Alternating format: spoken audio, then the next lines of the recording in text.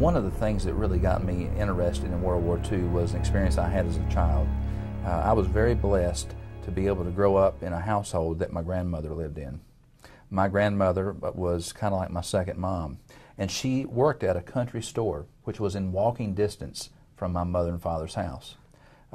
Every afternoon in the wintertime, my responsibility was to go get in my grandmother's wood. I fussed about it back then, but I would pay to do it today because my grandmother's no longer living. But we would ride our bikes down to the store, and about a half a mile from there was my Uncle Charlie Swicegood. It was my grandfather's brother. And Charlie was a World War II veteran. He served on the USS Enterprise, a ship that fortunately was at sea on December the 7th, conducting mission work, and so they were not at bay. And he survived that attack on December the 7th, but he was there the day after, and he used to show me pictures, photographs. In fact, I own his jacket that he had during the war. It's at my house. It's a prized possession of mine. So that experience is probably what ignited my interest in World War II. In fact, Frank Couch is another veteran who passed away this past year. He was like a family member. He used to come to my grandmother's store, and he was a D-Day plus 3 or 4 days veteran, a Purple Heart recipient, and I got to hear his stories about the war.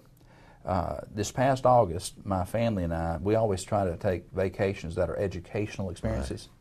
Right. We made the decision to go to Normandy, and we went and followed the steps of people like Harold Frank and people like Frank Couch. And one of the things that we did with Frank Couch and also with Charlie Cozart, who's my business partner's father, we took their photographs to the Omaha beach and to the Utah beach. And we laid their photograph down in the sand, and we wrote their name in the sand. And we photographed that, and we brought it back to Kathy Wall and her family, and we brought a copy back to Frank Couch as a living memorial at the time to show our appreciation for their service. At the end of the day, I'll tell you, America is a wonderful country. It has been good to so many people, and it didn't just happen. It did not just happen. It came about by sacrifice and by people just like the World War II generation.